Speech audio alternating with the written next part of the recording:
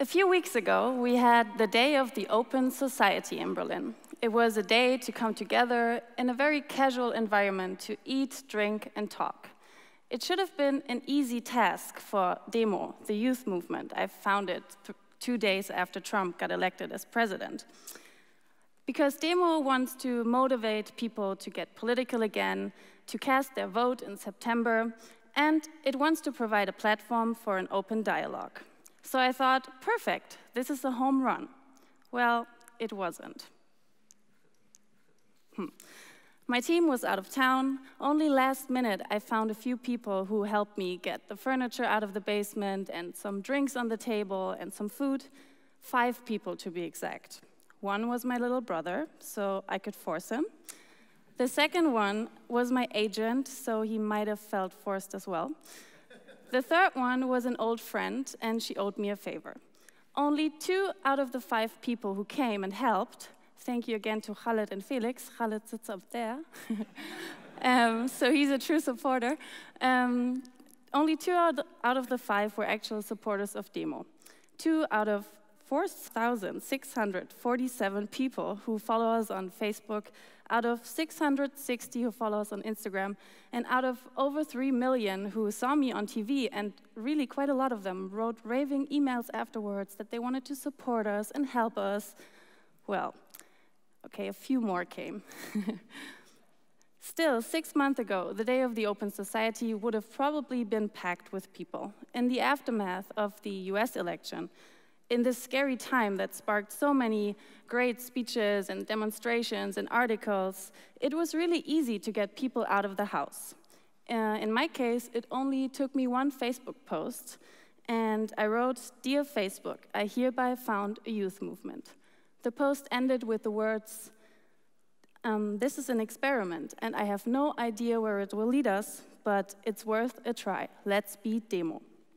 So, to my big surprise, to our first meeting, over 50 people came, 50 strangers, people I'd never seen before. One couple even rode the bus from Stuttgart to Berlin to come because they didn't want to be political bystanders anymore. But when politics change, people change.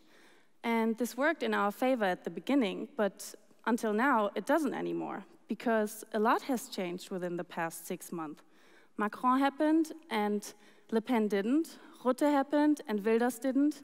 Labour won among the young Brits, and a lot less people voted for the AfD than we thought last year. So does this mean that the populists are gone? Does it mean that the haters stopped hating on social media?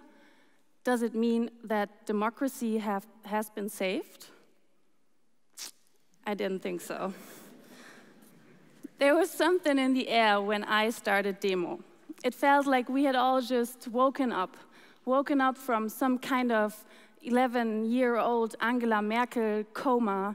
We, the lazy optimists, this generation of people who are, or kids who are well taken care of and therefore radically self-centered. We were outraged, we were afraid, and we felt under attack, and we were many. So founding a youth movement was actually the easiest part. What was hard to get people in action, and what is even harder is to make them stay in action. Because since the outrage is gone, the many are gone. So I asked myself, how can we make outrage last? And since I myself couldn't quit, because I founded the whole thing, so I couldn't chicken out, I asked the ones who stayed, like Khaled, for example, and Moni, why they stayed. Because they are not all my relatives, I promise. There are 60 young people all over Germany who organize workshops, and they invite people to discussion rounds, and they try to foster this idea of being a catalyst for a more political way of being. And they want to provide a platform for an open dialogue, one that is open and honest and nonpartisan. So I got these people, these 60 people, off the couch, away from watching Game of Thrones when our winter called Trump was coming, and I asked them, why did you stick to Demo? And what they told me really surprised me, actually, because, yeah, I'll tell you that in a little bit, but I think it could be a hint for anyone who wants to do something similar to what I did. Because the first one said, that she was politically active before, but she always felt very alone in her activism. So Demo gave her a community in which she could thrive. The second one said that she always wanted to get political, but it was like a little bit like when she wants to tidy up her room and there's just so much stuff going on, so she doesn't do it after all. So it was the easy entry Demo provided. The third one said it was the open format that really intrigued her to come and work with us, because everyone can contribute their own ideas for their own regions. Because I guess it's really different when you have to mobilize in Pirna, in Saxonia, or in Schleswig-Holstein, for example. And then there were two things they could all agree on, and that was to unite with others for something and not against, and to stop talking about people and start talking to them again.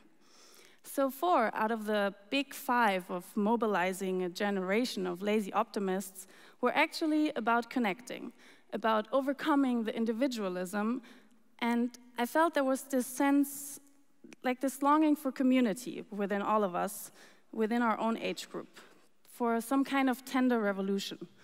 And I found this very interesting, because our generation is so often described as one of lonely hearts and lonely wolves. But maybe that's the reason why. There was one aspect in all these conversations that really stood out. It was what one guy said. He said he didn't stay because all of the warmth and the happiness and all the bright colors and the happy, happy, joy we try to provide with Demo.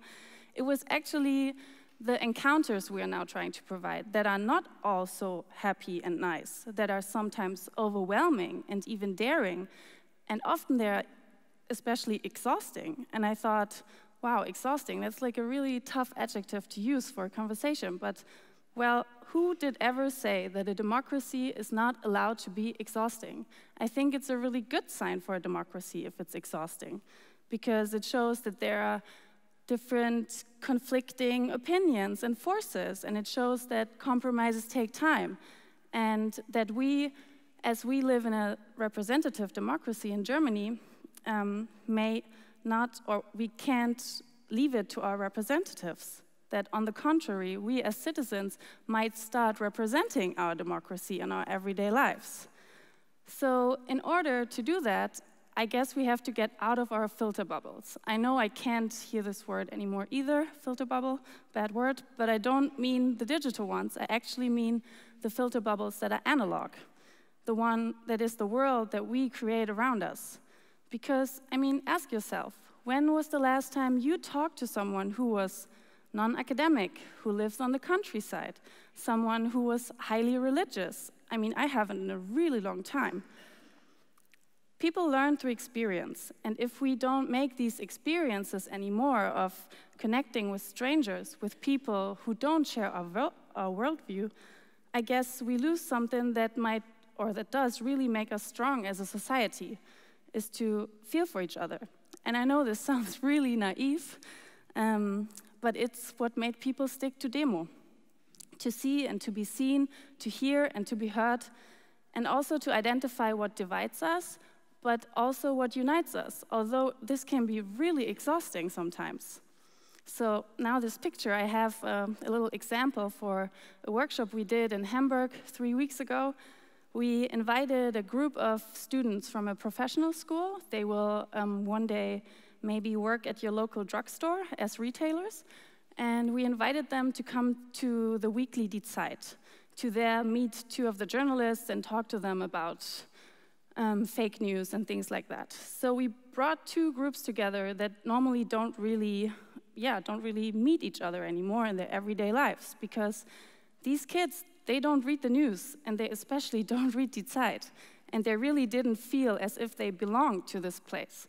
And the journalists, they don't get in touch with kids like that more often, or very often. So everyone was a bit tense in the beginning, but in the end, they got along really well, and we asked what they learned that day. And there was this one guy who I thought was real fun. He said, well, I was just glad to see that also journalists from Die Zeit are normal people, and that they say words like fuck. And I was like, okay. Yeah, and then the journalist said that he was, at the beginning, a bit scared what was going to happen with these kids, if they're nice or not. And in the end, it worked out really well, and he said it was really worth it to get to them, although it was a bit harder than he was used to. So this was a really simple event. It didn't take much time to organize, but I think it left a mark on both sides. And it showed me, as a member of the open society, or the so-called open society, that I cannot expect from people to not buy into the politics of fear when I myself am scared of the world out there. I mean, if I'm too lazy to talk to the caretaker, although I know he's lonely, if I'm too lazy to discuss politics with a conservative family member because I'm afraid we're going to get into a fight, or if I'm too lazy to organize a demo meeting on a Sunday night when it's Tatort time, although I know it keeps us all focused and politicized and motivated. And the great thing is, leaving our analog filter bubbles is, in my experience, a lot easier than leaving the digital ones, because we can all just get out there tomorrow and talk to the people we meet every day, like the grumpy woman in my bakery, or the girl who hands me my coffee in the morning, or the guy who works in the library and takes my coat every day. I think I'm going to talk to the Turkish boy who lives on the first floor of my building, because we ride the bus together every day, we live in the same house, and I have never talked to him. So that's not a good sign, I guess. So I have to change that, because I think he could tell me something about my country that I didn't know before. I think it's all about seeing and being seen. And that way, all the lazy optimists out there might not even have to come to our demo meetings or lift furniture with me, when they manage to transform the outrage that they felt when Trump was elected into a more tender and, in that sense, also more political way of being, like all the demo people do who are still with me. Then we might already be a lot more supporters than I think. Thank you.